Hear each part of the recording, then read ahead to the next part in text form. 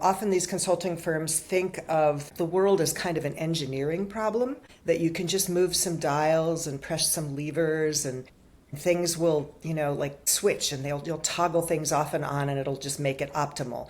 But that kind of way of thinking about the world doesn't register the voices of people who see a different world or who don't have access to that power. And it minimizes the concerns of people who are not served by the status quo. And again, that's not necessarily out of malice. It's just because there's a story that drives the behavior, if you will. And, when Kinari and I were talking, we both agreed that there's this worldview that basically says not only do the wealthiest get to run the world, but those with the most education get to run the world. Like they're the ones who know best.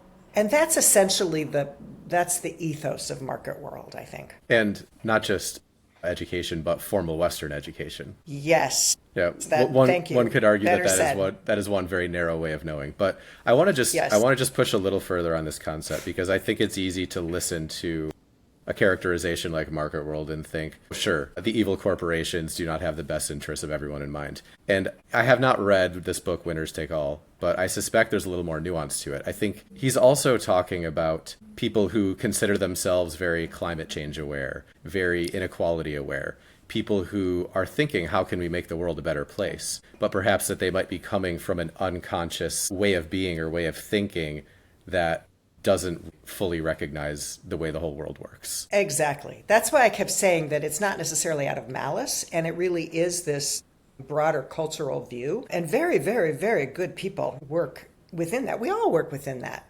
None of us are exempt.